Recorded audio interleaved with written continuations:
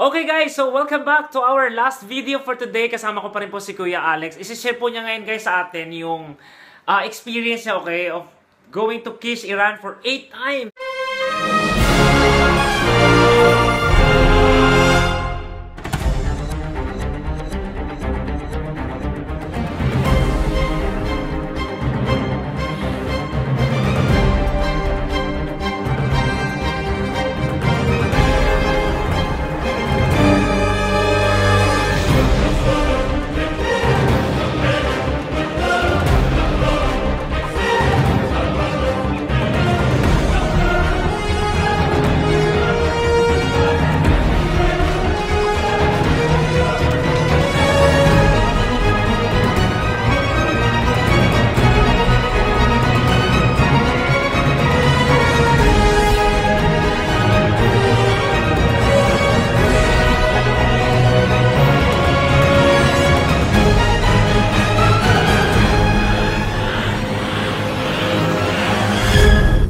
Okay, bakit po 8 times? Ang dami naman yata.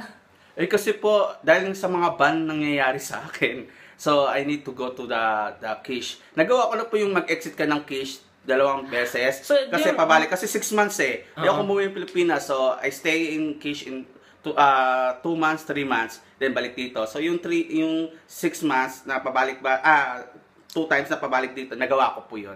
So, ibig nyo sabihin, yung parang inubos nyo yung 6 months nyo bago... Hindi po, 3 months. Kasi allowed ka sa Kish Island ng 3 months. Pwede ka mag-stay doon. So, ibig sabihin, ilang days yung pinaka-longest stay mo sa Kish? Sabi nga 3 months din. 3 months? Anong ginawa? Anong nangyari sa'yo? Kaya doon, enjoy po ako doon. Alam niyo kung bakit? Doon ko po nakilala si Jesus Christ. Okay. So, may mga fellowship po doon. So, okay, klaruhin po natin. Nag-exit ka sa Kish Iran is because dahil may labor ban ka. May ban ako. So, ngayon, you're intended, you will stay there for 3 months. So, hindi ka nag-aantay ng kung kano employment or nothing? Wala.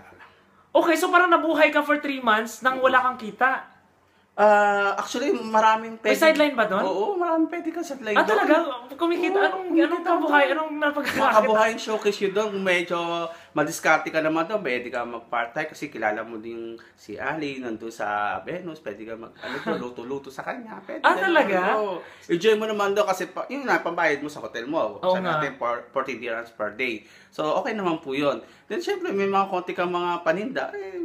Ganun. So pwede talaga hindi siya bawal? Mga Pilipino naman din naman ang customers. So, kumbaga, iaalok-alok mo, gano'n. At saka po, pag nag-Kish tour ka, nag-sea tour, enjoy din yun kasi may kita ka doon. Refer ka lang sa mga Pilipino, kabayan. So may bayad doon. So may kinsi po ako doon. Enjoy.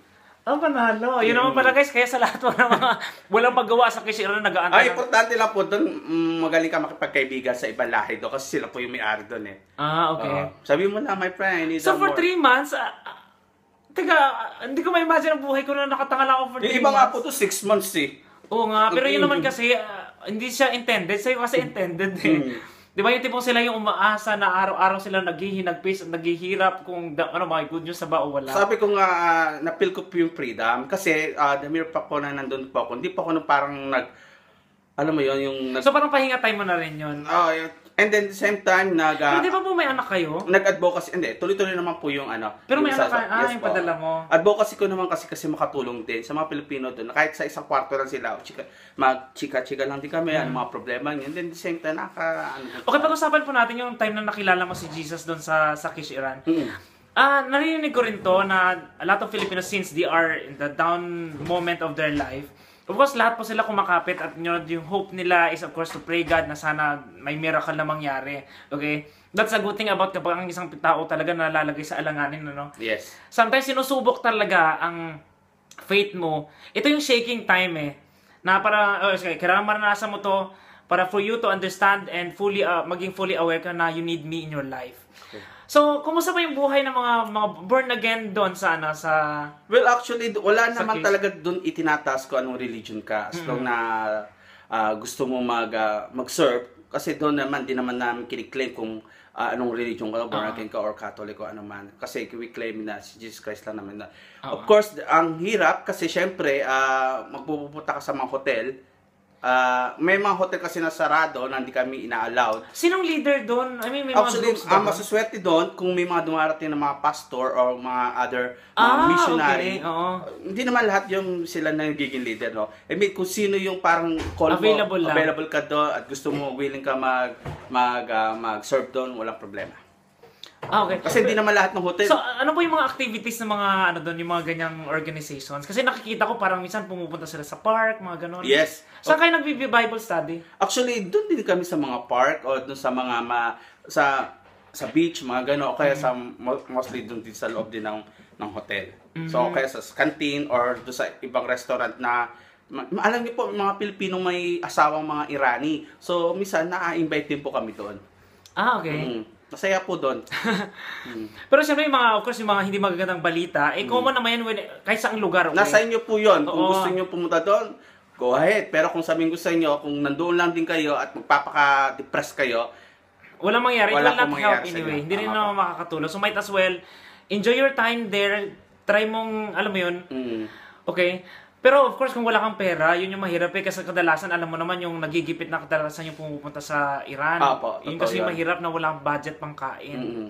Ayun po, dapat madiskarte ka na nando. Kung marunong ka maglinis ng kuko, maglinis ka ng kuko. Kung marunong ka magupit ka doon. Importante lang. Maglinis ng kuko. Kung marunong ka magbilyar, magbantay ka ng bilyar. Talaga? Ganun na naman buhay. Pero guys, what's good about hearing stories of Filipinos in Kish, Iran is, alam mo, nung una, doon masusubok yung kung gaano ka karunong makisama sa ibang tao. Kasi alam mo, doon mo maramdaman yung tawag nito, yung suportahan ng mga Pilipino. Kasi alam mo, sa isang kwarto, sama-sama kayo, yung share kayo sa pagkain, diskarte ng ganito. Ang sarap doon mo mararamdaman ulit na parang, teka, ito pala importante palang ibang tao sa atin. Yung hindi ka mabubuhay ng ikaw lang, parang ganon. Siyempre, kung may mga bagong dating po doon, mga engineer, at 2 days lang po sila, engineer po sila kausapin. Malay niyo po, may mga open sila. May opening din. Okay. So, Kuya Alex, alam ko po na member po kayo ng isang organization of OFWs. Okay? Yes po. Ayun, gusto ko po sanang na may share nyo rin po sa ating mga kababayan kung paano po yung ginagawa nyo rito, ano yung mga, tawag nito, hindi naman motto, no? Ano yung advocacy nyo being a member of Migrante. Actually po, ang aming pong organisasyon ito po yung isang organisasyon sa Pilipinas, which is meron po tayong extension dito sa UAE. The same with the other Filipino community, kami po yung Migrante International UAE chapter. Okay. So, ang aming po advocacy is makatulong sa mga Pilipino, especially those yung mga Pilipino na medyo nagkaroon po ng problema sa mga labor cases po nila or something, konting advice ng mga counselor po kami na kung ano po yung mga problema at may proseso, gagamitin po natin yung ating nalalaman, naturuan din sila. Kasi any legalities na mga inquiry nyo po, maaari nyo pong i-message. Okay lang ba? Yes po, oo. So guys, share ko po. Check po sa Facebook.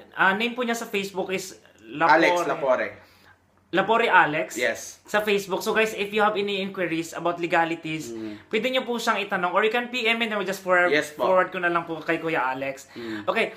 So, Migrante, sobrang sikat sa akin to actually. Even before, lalo na nung pinag-usapan natin yata yung maraming issue kasi about OFWs. Gusto ng Migrante dati yung may one day na no remittance day. Yes. Okay? Pork barret. Oo, yung mga ganon. Tsaka yung 550 po na terminal fee na ngayon, which I'm also against about it.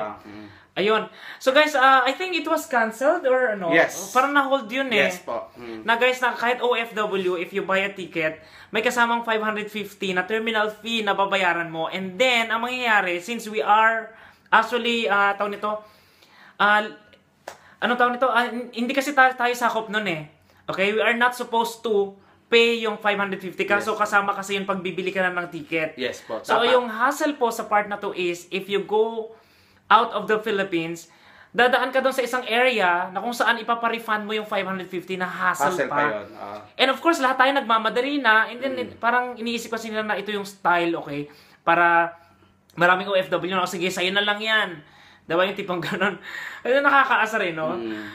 Terminal fee, yun kasi issue na yan talaga ever since kasi nga wala naman nakikitang improvement sa Pilipinas. Wala tayong napapala, di ba yung mga toilets doon? Yes po. walang tissue, ano pa, ano ba yan, nakakahiya, Actually, yan po yung mga bagay kasi kahit tayo po bilang isang OFW na rito, dapat nakilahok pa rin tayo, makiisa pa rin tayo. Kung ano yung mga bagay po na alam po natin na labag sa atin naman. Kasi kung meron man silang ginagawa, why not implement nila? Pero kung wala talaga, totally nagiging gatasan nga, nagiging sabi natin na corruption, doon po tayo dapat makialam. Okay. So, yun guys, sana po may natutunan kayo, okay, sa araw na to. Napag-usapan po natin tungkol po sa buhay po ni Kuya Alex for now. Isa po siyang expat for 10 years dito sa Dubai. And yun po, any last message po para sa mga mga expat po na nandito po sa Dubai? Ano po yung mga payo niyo sa kanila? Yung mga kababayan ko po na mga nandito na matatagal na kayo dito, of course, ituloy nyo pa rin yung pangarap nyo. Kung ano man yung pangarap nyo, gawa nyo ng plano. Siyempre, hindi po tayo habang buhay expat dito. Darating po yung point na uwi po tayo sa Pilipinas. At yung mga... Because there's no place like Philippines. Yes, like yung Bacolod. And mga taga Marikina at mga taga Pangasinan, which is I belong. Anyway, yun lang po. Kung yung mga gustong pumunta naman po rito, prepare nyo lang din po yung sarili nyo. Kung may kamag-anak nyo, well, good. Napaka-importante yung may guideline. Pero kung wala talaga, dapat po, spiritually, prepare na rin po kayo. Dahil alam nyo po anong importante yun, guys. Not only just during the time na, alam mo yun, na masaya ka, na everything are smoothly going. During the time na masaya ka, you still have to thank God for all the blessing. Kasi alam mo yun, your life will be lighter kapag alam mong nasa buhay mo yung presence ni God. Okay? Amen. Okay. So, Kuya Alex, thank you so much po sa time mo. Ito, inabot na po tayo ng gabi. Thank you so much po talaga. And then, yun, sana magkita po tayo ulit. Sige po. Salamat po, Sir Johnny. Thank you po. Bye, guys. Have a nice day. Ciao! Ciao!